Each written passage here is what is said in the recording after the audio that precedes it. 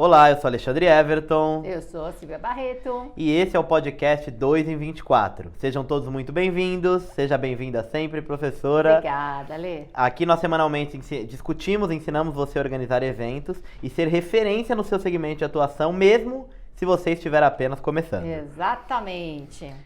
Hoje vamos falar sobre uma temática que teve uma enorme repercussão após uma live que a gente fez do Esquenta da semana 2 em 24, né? Qual que é o tema mesmo? Do que foi a live? Isso. Saúde emocional do organizador de eventos. E aí, por isso mesmo que eu achei tão relevante a gente retomar essa temática, porque tantas pessoas me procuraram, tantos comentários eu tive, de uma forma tão positiva, gente assim, dizendo: caramba, Silvia, que legal que você está trabalhando essa temática, é tão difícil da gente ver profissionais tocando nesse assunto, que bom que você trouxe isso à tona, enfim, né? Então eu achei extremamente prudente, interessante a gente avançar um pouco mais nessa discussão, porque eu acho que ela fez muito bem para muita gente.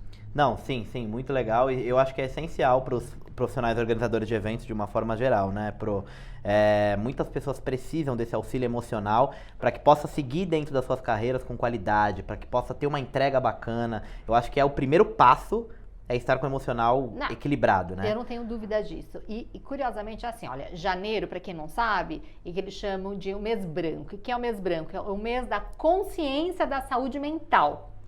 Mas, curiosamente, quando eu pensei nessa temática, quando nós elaboramos a nossa programação das temáticas das lives, a gente tomou essa decisão de usar essa temática justamente com essa preocupação, sabendo que um organizador de eventos precisa ter a sua saúde emocional em equilíbrio, porque ele é colocado à prova o tempo todo. E foi sem querer que eu falei sobre isso justamente no mês de janeiro. Foi uma amiga minha, uma psicóloga, que falou: Silvia, parabéns pela sua abordagem, por você ter trazido essa reflexão à tona. Super importante nesse momento que a gente está comemorando o mês branco. Falei para ela, obrigada pelo seu feedback, mas curiosamente não foi nem por isso. Foi por conta de uma pesquisa que eu tive acesso e que chamou muito a minha atenção. Não, legal. Que pesquisa que é essa? Não, então, aí eu tava pesquisando, quando eu tava estudando, porque eu estudo o dia inteiro, Lê, você sabe disso. Quase nada, né? Trazendo conteúdo o tempo todo aqui pro backstage. E aí, um levantamento realizado em 2010, vou até pegar a cola aqui, por uma associação chamada International Stress Management Association, ou seja, uma associação internacional de gerenciamento do estresse. Eu até me chamou a atenção, falei, gente, tem uma associação que cuida dessa temática. Pois é, porque isso mostra a importância desse tema e como o estresse realmente é a doença da sociedade moderna, né? Para a gente ter uma associação que se dedica, que estuda sobre esse tema, já nos chama muito a atenção. E olha que coisa impressionante. Nessa pesquisa dessa associação, o Brasil é o segundo país no mundo com maior prevalência de doenças relacionadas ao estresse no trabalho. Isso chamou muito a minha atenção. A gente só fica atrás do Japão, que conhecidamente é um povo, é uma cultura que realmente é muito dedicada ao trabalho, né?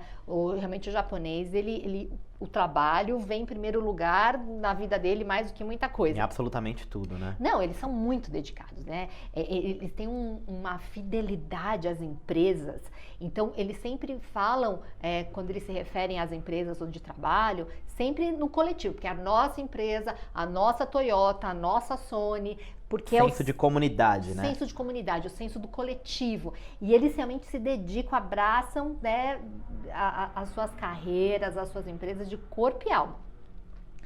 Mas, curiosamente, no Brasil, o motivo do estresse no trabalho não é o mesmo do Japão. Do Japão é justamente por conta dessas questões que eu falei. Eles se dedicam a muitas horas do dia numa mesma empresa. A concorrência, a competitividade, eles têm que ser sempre os melhores. Ele tem que superar a si mesmo o tempo todo. É muito da cultura japonesa mesmo. Mas no Brasil, olha só o que essa associação levantou, que os principais fatores de estresse no trabalho são grande volume de trabalho, o que mostra que realmente, muito provavelmente, nós temos poucos funcionários colaboradores nas empresas, porque as empresas foram cortando. Uma pessoa muitas vezes faz o trabalho de 2, 3, 4, 5. Então isso gera muito volume de trabalho.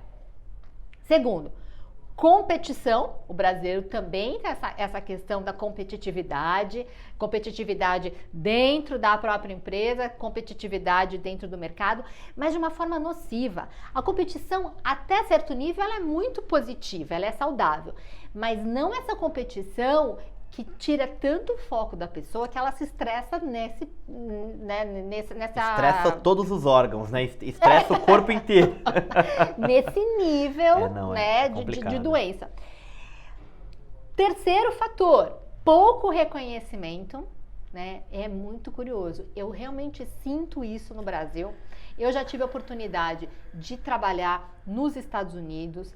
Lá é da cultura norte-americana, assim, você premiar e reconhecer o funcionário por pequenas ações, né?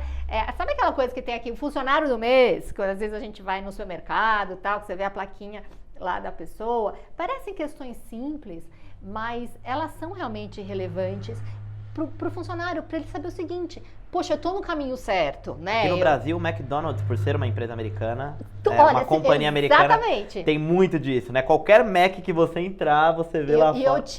Olha a propaganda. Eu te mostro, assim, que não só McDonald's, todas as empresas, se você for no Sam's Club, se você for em qualquer outra empresa norte-americana, você vai ver esse mesmo método.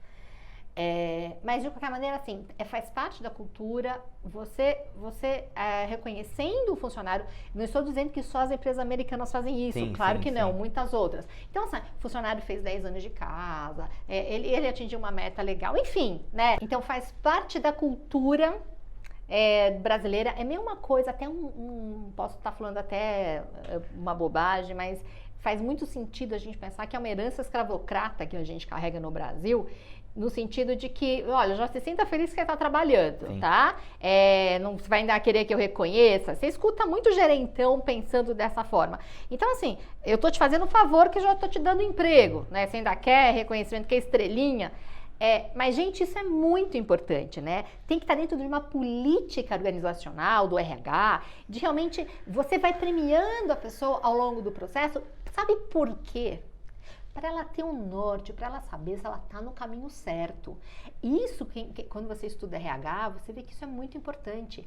Você não ter nenhum feedback é péssimo. Péssimo. Porque assim, será que eu estou fazendo certo? Será que eu estou fazendo errado? Então, assim, às vezes é até bom quando você leva um esporro de vez em quando, pelo menos você fala, pô, tá prestando atenção em mim. Preciso melhorar esse ponto. Preciso melhorar esse ponto. Ó, não tô muito legal aqui. Agora você não tem nenhum feedback. E sabe o que é pior, assim? Aquela pessoa que tá super dedicada, trabalhando pra caramba. E o colega que tá lá encostadão, o famoso braço curto. Nenhum dos dois tem feedback, nenhum dos dois tem reconhecimento. O que a pessoa pensa? Pera, por que eu tô me dedicando desse jeito? Exatamente. Me esforçando dessa forma, se o outro ali tá paradão e não tá acontecendo nada com ele? Não tem incentivo, né? Você Falta concorda? incentivo, realmente. Sim. Enfim. Mas um quarto ponto que essa entrevista, que essa pesquisa levantou também, é uma jornada de trabalho muito extensa, tá? O Brasil já conquistou várias questões trabalhistas importantes na nossa legislação trabalhista. A gente tem uma limitação de jornada de trabalho no papel, né, Lê? Porque assim, na prática, principalmente se o colaborador, ele é um cargo de confiança, né? Ele não bate cartão. Alguém que entrega além do que está descrito das tarefas dele. Não existe você trabalhar só o que está previsto, entendeu? Você trabalha muito. Eu mesmo, assim, tenho experiência profissional, assim, trabalhar 16 horas por dia, trabalhar todo final de semana, porque o volume de trabalho realmente é muito intenso. E o mais cruel aqui no Brasil, como existe um número de desempregados muito grande, né? A gente tem aí um fator muito importante de desemprego. O fato da pessoa estar trabalhando, ela tem que se dedicar muito, porque senão ela sabe que se ela não quiser, Tem uma fila de gente Exatamente. esperando para assumir no lugar dela. Enfim, tá? Eu acho que até talvez eu tenha me alongado um pouco mais aqui, mas eu acho que é importante dar esse panorama para as pessoas entenderem que essa questão do estresse no trabalho, ela é muito generalizada, tá? Exatamente. É muito parte da nossa cultura, que mostra que aí, veja, o Brasil é o segundo país no mundo que tem maior número de índices de estresse no trabalho. Não, e legal, agora voltando, a minha pergunta é exatamente com relação a isso. O que define quais são as carreiras mais estressantes dentro dessa pesquisa? Bacana. Então eles mostram o seguinte, quais são os fatores, né, que Os levam fatores principais. as carreiras a serem as mais estressantes. Aquelas que comprometem o bem-estar do colaborador e que geram uma insatisfação com a própria carreira. Olha que louco, porque a pessoa, assim, o estresse faz ela se sentir mal, né? E falar o seguinte, poxa, para que eu tô me dedicando tanto à minha carreira, não faz sentido eu continuar trabalhando aqui. Então isso é muito complicado, né? Isso mexe realmente com o emocional das pessoas. E olha que loucura, é isso que me chamou muita atenção. Pelos últimos anos, a carreira, o profissional, o coordenador, eles chamam de coordenador de eventos, organizador de eventos, está entre as top 10 das carreiras, das profissões mais estressantes, que as pessoas dizem, né, que são os próprios colaboradores profissionais que respondem às Agora pesquisas. os nossos alunos vão se assustar. Mas então, é por isso que a gente está tocando nesse assunto. Por isso que nós estamos aqui. Por isso que nós estamos aqui. A gente apresenta o contexto do cenário, mas a gente também vai apresentar a possível solução, a né? solução e como eu minimizar. Mas é só, curiosamente, se vocês estiverem interessados e curiosos para saber quais são outras profissões consideradas mais estressantes, olha, policial militar, cirurgião, bombeiro, piloto de avião, estão aí entre essas top 10, incluindo organizadores de eventos. E por que você acredita que especificamente os organizadores de eventos sofrem tanto por conta do estresse? Quais são os pontos, assim, que você acha que justificam essa pesquisa? Pois é, Lê, então... Essa informação, né, aliás. Logicamente, como eu te disse, a pesquisa não entra no detalhe para explicar a situação do organizador de eventos, ela apresenta só esse panorama do mercado, né? Mas aí eu fiz essa reflexão, não sei se você concorda, ou quem estiver nos escutando e nos assistindo vão concordar também, mas o que eu entendo, tá? Que justifique. Primeiro, o profissional organizador de eventos trabalha sempre contra o relógio, né? A gente sempre usa o tempo, você tem que usar o tempo a seu favor, mas o tempo parece que está sempre brigando com a gente. Uma constante pressão de prazos, porque vamos lembrar, todo evento tem dia, tem hora e tem local para acontecer. Então, você tem que colocar todos os esforços seus, de todos os fornecedores, colaboradores, seu staff, todos têm que estar focados para aquela entrega, para aquele evento. Então, assim, não tem aquela coisa, deixa para depois, vamos adiar, né? O exemplo que eu costumo dar, você compra, né, um item para a sua casa. Aí o fornecedor te liga, então, senhor Alexandre, a gente teve um probleminha ali com a nossa entrega, o prazo de entrega seria amanhã, olha, impreterivelmente daqui a 2 dias estamos entregando, você vai ficar bravo, mas você vai, ok, já esperei tanto tempo, vou mais 2 dias aqui. Uma coisa muito legal que você fala sempre é que não dá para estocar evento, né? Então ele acontece aqui e agora. É prestação de serviços, né? Data marcada, horário marcado, convidados programados para poder chegar no local. Porque, é um grupo de pessoas que, assim, tanto quem está montando o evento, trabalhando para o evento, quanto o público que vai participar, você tem que gerenciar os horários, as datas de todo mundo, porque sim, não dá para estocar, não dá para deixar para depois. Então, gente, essa pressão por prazo, ela é realmente cruel para quem faz eventos, né? Não tem amanhã, não tem para depois, é agora. E outra coisa... você tem que ter um planejamento maluco, né, muito bem engajado e muito bem feito, porque é o efeito dominó, como a gente fala. Se um fornecedor muitas vezes atrasa, ele acaba atrasando todo mundo. Imagina o seguinte, quando você pensa num show, por exemplo, né, um grande festival de música que vai atrair milhares de pessoas. você tem uma ordem de montagem. Muitas vezes, primeiro você tem que fazer a terraplanagem do terreno, porque o terreno não é um local específico de eventos, não está pronto. Em muitos casos, não mesmo. Você vai pegar uma grande fazenda, um grande terreno vazio. Até um próprio campo de futebol, né? Exatamente. Exato. O campo tem que ser preparado, você tem que cobrir todo o gramado para receber a montagem do palco. Então aí, depois, primeiro vem a montagem do palco, para depois chegarem os equipamentos, para depois você ter teste de som e de iluminação, assim por diante. Então não adianta o fornecedor de som e iluminação tá pronto, tá, né, lá esperando. Mas não chegou o box para poder colocar o palco não tá pronto, PA. a terraplanagem atrasou. Atrasou a terraplanagem, atrasou a montagem do palco, que atrasou a montagem dos equipamentos, que vai atrasar tudo. Aí a sonorização vem de Santa Catarina, aí fica aguardando aqui, aí tem outro show. É uma... Aí o caminhão tá esperando para entrar, mas o caminhão do outro fornecedor ainda não saiu, entendeu? Portanto, você orquestrar, né, todos esses detalhes e gera um grande estresse, porque é muita pressão. Tem. E tem a pressão também muito grande de resultados, né? Todo evento você tem que entregar um resultado. Seja lá financeiro, seja realmente de um show bem feito, seja satisfação do cliente final, no caso de um casamento. Ou de um congresso, de um evento esportivo, não importa, né? São muitas expectativas muitas. de todos os envolvidos. Para que aquilo ocorra da melhor forma. É o teu cliente contratante, os próprios fornecedores, porque também é o nome deles que está em jogo, os teus colaboradores, o cliente final, patrocinadores. Porque assim, se o evento for uma droga, se for mal sucedido, o nome do patrocinador está relacionado ao evento. Então ele se compromete também. Exato. Os expositores que pagaram para estar dentro de um evento também, no caso de feiras, de exposições. Imagina, então, assim, todo mundo em cima, né, na pressão do organizador de eventos para garantir que tudo ocorra da melhor forma possível. E você acabou de citar o caso de casamentos, de festas, bailes de debutantes, formaturas, que são os eventos sociais, que a pressão, ela é diferente. Eu não diria que ela é maior, ela é diferente. Tem pessoas que sabem lidar muito bem, né? Principalmente não os assessores de casamento. Nasceram para isso. Mas eu até já chegar a falar disso agora, que tem perfil específico para trabalhar com um evento social. Por quê, Ale? Porque você está trabalhando com sonhos, são expectativas diferentes.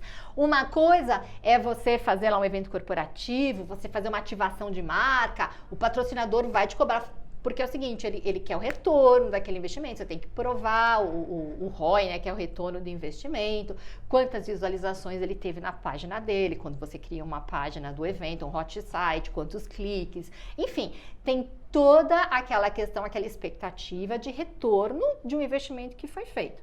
Ou mesmo do expositor, quando você fala, olha, você monta uma feira, você fala que a previsão de público que vai visitar a feira são de 50 mil pessoas. E aí o expositor fala o seguinte, olha, no meu stand só passaram 1.000 por enquanto, cadê o público, né? É uma pressão importante, você tem que gerar resultado. Mas com pessoa física, né, com sonho, a pessoa, assim, ela fica transtornada. E quando você pensa nos noivos, você tá falando também dos pais, dos padrinhos, dos familiares, é um grupo de pessoas. Vai muito além. Então, gerenciar todos esses elementos, isso causa uma pressão nesse profissional, que eu acho que isso que justifica de ser uma das profissões mais estressantes. Muito trabalho mesmo, principalmente na reta final do evento, né? Eu tenho casos assim, de alunos que já me relataram. Eu tinha uma aluna que ela trabalhava num tipo específico de eventos, né, de grandes shows. Ela falou, professora, todas as vezes no final do evento eu tinha uma infecção urinária, porque eu não ia no banheiro. Não dava tempo, eu esquecia, não bebia água, entendeu? E eu puxava a orelha dela e falava, você não pode deixar sua saúde em segundo plano, isso é muito grave, infecção urinária recorrente. Mas, enfim, a questão esse é o diagnóstico. Aí você me fala, tem que ser assim? Claro que não, né? E a gente tem que justamente pensar de uma forma diferente. Então a gente pode afirmar que um organizador de eventos, não só ele, eu acho que como vários profissionais, tem que saber lidar com as emoções para poder manter a sanidade, né? Tem que saber controlar as emoções para poder manter uma boa saúde mental e conseguir orquestrar tudo isso que é necessário dentro de um evento com maestria. Literalmente com maestria, senão fica muito difícil. Eu não tenho dúvidas disso. E quando nós pensamos em estresse, estresse basicamente é gerenciamento das emoções. Ele desestrutura, né? É total. E aí leva às doenças físicas, né? Por que existe uma preocupação tão grande dos médicos, dos especialistas com relação a justamente essa temática do controle do estresse?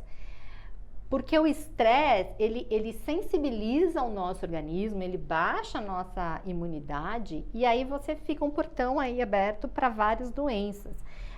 Fora que quando a gente está muito cansado, quando você está desequilibrado emocionalmente, você não raciocina direito, né?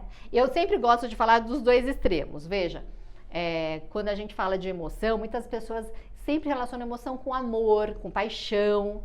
Não, emoção também é raiva, é medo, né? Então pensa quando você está apaixonado, né? A gente não pensa duas vezes, você fica vivendo de brisa, você faz plano, não, eu vou morar na beira da praia, a gente só precisa de uma cabaninha aqui, a gente vai viver de peixe. É só chamar essa pessoa com uma calculadora, 10 minutinhos. Uma semana depois você já fala, não, mas não tá funcionando tanto mosquito aqui, um mês depois já vão mudar dali. Já não aguento mais olhar pra cara daquela pessoa. Esquece. Por quê? Porque você tá no brincadeira, momento... tá, Renata, minha esposa, só... Amo você. Gente, eu tô falando que não pode apaixonar. Apaixonado é maravilhoso. Mas não tome decisões importantes. Não viaje, né? Não casa logo que você estiver apaixonado. Você tem que ponderar melhor. Mas olhando no extremo da raiva, você tá muito nervoso, você tá sem dormir direito. Pensa na reta final de um evento. Você não dorme direito, você não come direito, você tá ansioso, você tá nervoso, você tá com raiva. Desequilibra o teu organismo como um todo, tá? Então, é fundamental. Então, nenhum profissional se sustenta sem o seu equilíbrio emocional. Vamos lembrar que nós ocidentais, a gente sempre dá muita atenção ao nosso corpo físico, né? Só que nós somos, e não tem nada de esoterismo aqui, ok?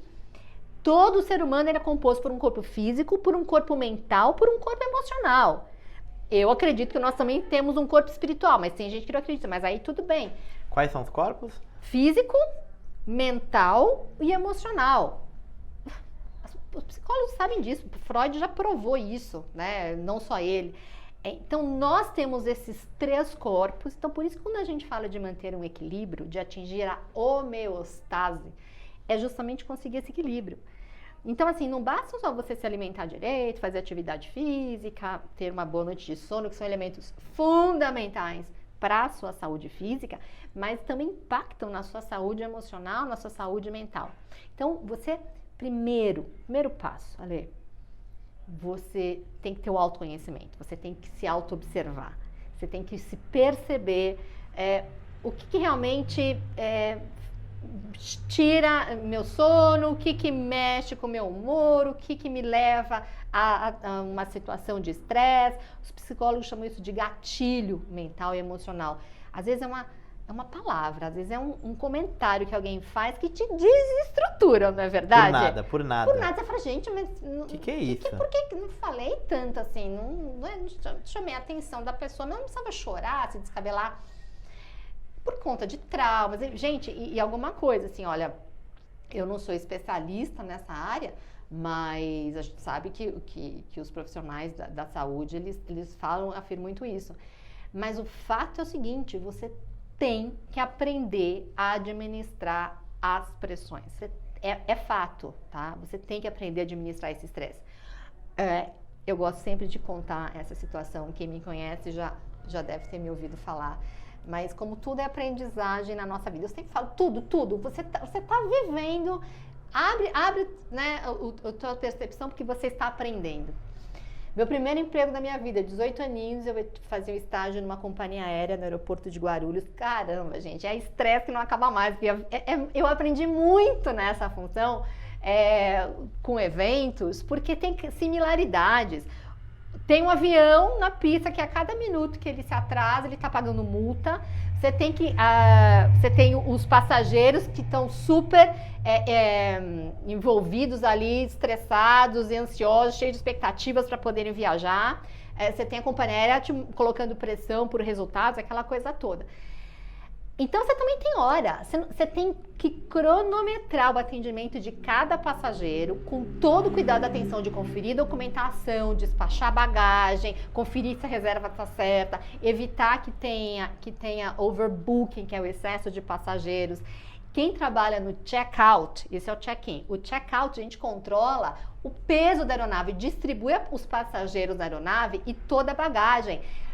Por que isso é importante? Porque essas informações entram no cockpit que o piloto coloca dentro do avião. Se ele estiver desequilibrado, o avião cai. Só assim. Ponto. É simples assim. Bem então, tranquilo. É bem tranquilo você trabalhar no check-out de uma companhia aérea. Quase não tem responsabilidade, né? Pouquinho. Zero. Às vezes, quando você está no balcão de uma companhia aérea, você só vê o check-in da frente. O povo do check-out, assim, trabalhando contra o relógio, inserindo essas informações, fazendo cálculos malucos. De forma minuciosa, tem que ser com cuidado absoluto. E por que eu tô colocando tanta ênfase nisso? Porque a gente tinha uma supervisora nessa companhia que eu trabalhava, não vou precisar citar nomes. Já te falei. Se não falar nomes, pra mim não vai. E marcar. A gente coloca o arroba ainda e marca. Mas faz tanto tempo, eu lembro 30 anos. A ordem dos fatores não altera o resultado. Enfim, essa companhia aérea nem existe mais, que é a Transbrasil, que tinha muito carinho para trabalhar lá. Mas essa supervisora, gente, literalmente, não é figurativamente que eu estou falando. Quando a gente estava com algum problema, estava atrasado, o voo que tinha que chegar para fazer conexão atrasava, que tipo era todo dia? Okay, todo dia, tá? Okay. Então, assim, rotina padrão. Ela batia a cabeça na parede. Ela enfiava a testa e começava assim, eu não aguento mais! Isso aqui não é pra mim! Gente, a primeira vez que eu vi essa cena, eu entrei em pânico. Eu falei, gente, ajudem essa mulher. Aí o resto da equipe, que era mais experiente, assim, tipo, tava todo mundo trabalhando, todo mundo parava, via a cena e voltava a trabalhar. Gente, ela era líder. Como líder, você tem que dar um exemplo. Desestrutura a equipe. Você desestrutura a equipe inteira. Então, como é que aquela equipe conseguiu sobreviver com aquela supervisora? Ignorando a lei. Você entendeu?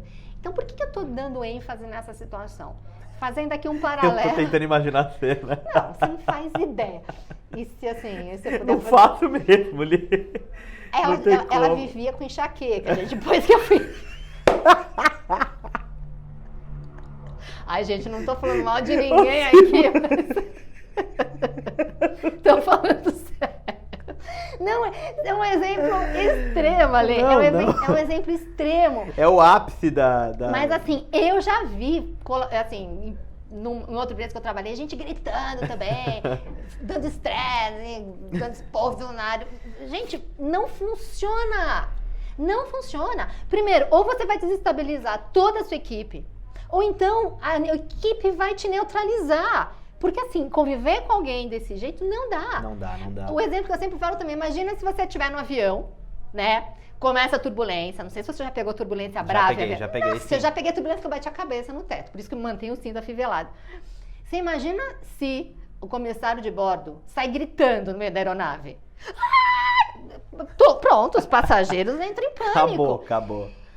Eu tô fazendo esse paralelo para mostrar a importância da saúde e do equilíbrio mental para o organizador de eventos. Não, incrível.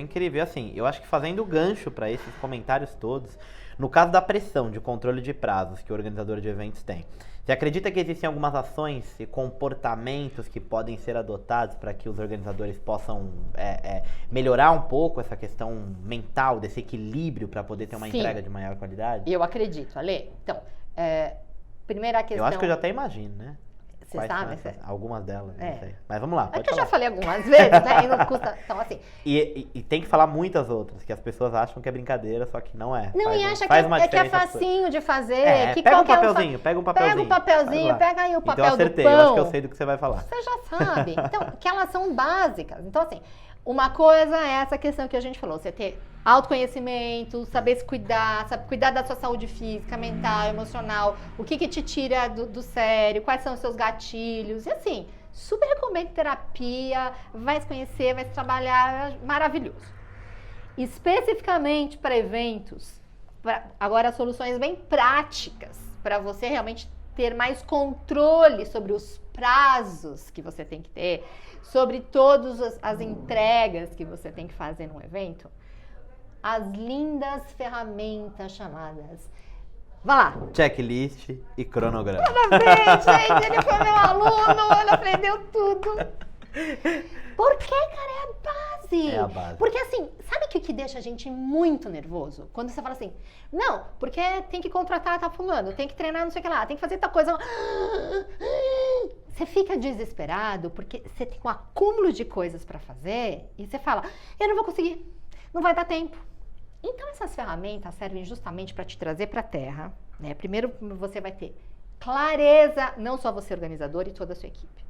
Clareza de tudo que precisa ser feito para o evento ser entregue. Então, primeiro é essa, porque quando a gente não tem essa clareza, a nossa mente, que ela é muito esperta, ela trabalha sozinha, ela tenta dominar tudo, ela começa a querer, gente, mas é muita coisa, eu não vou dar conta, blá, blá, blá. Então, assim, quando você tem clareza de tudo que você tem que fazer, você fala, até que não é tanto, assim, até eu achei que fosse mais, né? Você já se acalma. Segundo, você distribui as ações num tempo. Você tem que fazer essas 50 ações aqui, mas não significa que você tem que fazer tudo isso hoje para amanhã. Exato. Se teu evento vai acontecer daqui a 3 meses, você vai distribuindo essas ações ao longo do tempo, porque aí você sabe que você vai dar conta de entregar isso até a data do evento. Lembrando que elas têm que estar naquela sequência lógica, como eu falei um pouco antes, né? Que primeiro eu tenho que fazer a terraplanagem, depois eu construo o palco, depois eu coloco os equipamentos, depois eu faço a testagem do som, né? Isso serve para qualquer evento, né? Não adianta eu primeiro no casamento já encomendar o bem casado. Manda vir o som. Já vai trazendo. Pede, por favor, a iluminação. Ô, noiva, já vai indo pro cabeleireiro, já vai. Por favor. Vai fazendo a maquiagem, mas hoje, um mês antes do evento, né, eu tô dando um exemplo esdrúxulo, mas é pra mostrar que não adianta a gente querer, às vezes, antecipar alguma coisa que não tá no timing, que não tá na hora certa.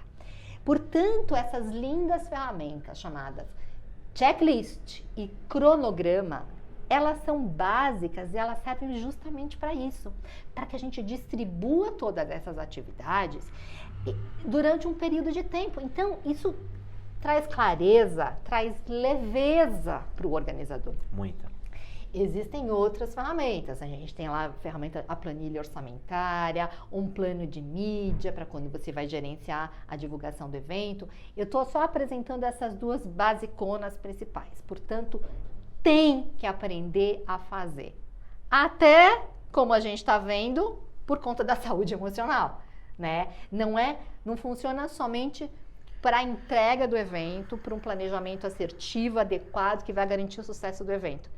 Mas você vai servir também para o organizador, para ele ter um norte, para ele saber acordar de manhã e falar o seguinte, bom, qual é a minha prioridade hoje? O que eu tenho que entregar hoje? Né? Okay. Não adianta sair fazendo, porque você pode sair atropelando processos e etapas. Você trabalhou muito e não entregou o evento, entendeu? Okay. Por isso que precisa saber fazer. E durante o evento, o que o organizador deve fazer e como ele faz para poder tentar controlar esse estresse? Porque é o momento do ápice, é o momento que não dá tempo de... tem que tomar muito cuidado com o tipo de ação que você tem para poder tentar resolver uma situação que pode acontecer a qualquer momento, difícil, complicada, um problema que pode surgir. Assim, não é que pode, vai surgir. Vai, ponto, É fato. Enfim, tô tentando ser tranquilo. Não, perfeito, Ale, eu acho que isso é super pertinente. Então, assim, primeira questão. As eventualidades, os problemas, situações inesperadas vão acontecer. Vocês estão me entendendo? Vão acontecer. Eu tenho certeza disso. Mas mais do que nunca, nesse momento, você tem que manter o seu prumo, você tem que manter o seu equilíbrio. Respira. Querida Rumi Godoy, estou usando essa frase sua, que ela sempre fala isso. Para. No momento do estresse, para e respira. Quem me conhece sabe que eu faço yoga e a yoga te ensina muito a respirar. E sabe por quê? Quando você respira, você oxigena o seu cérebro. Você acalma seu estado emocional. Não é achismo, gente. Isso é comprovado cientificamente. Então, o primeiro passo. Tá estourando o pepino, tá caindo a luz. Blá, blá, blá. Para. Respira. Pondera. Oxigenou?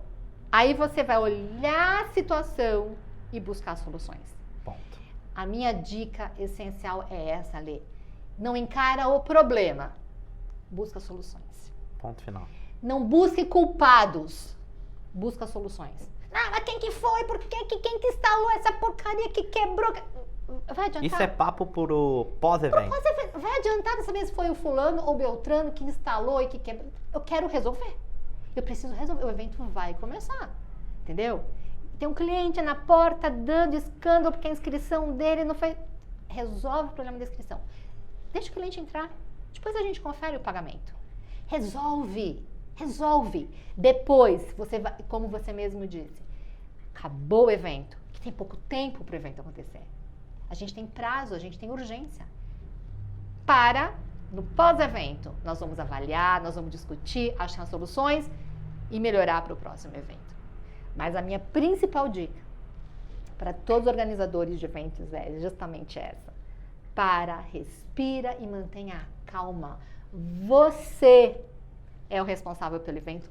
Você tem que dar exemplo para a sua equipe. Entendeu? Ótimo. E quando você toma decisões baseadas na calma, o resultado é outro. Ótimo.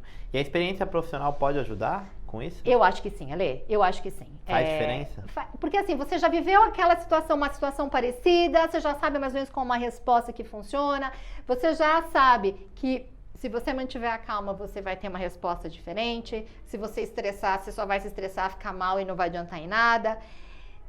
Mas eu preciso dizer que eu já vi muito profissional organizador velho de guerra e estressado e sem saber adotar direito. Então, não significa que sozinho, só por conta da tua experiência profissional, você vai melhorar.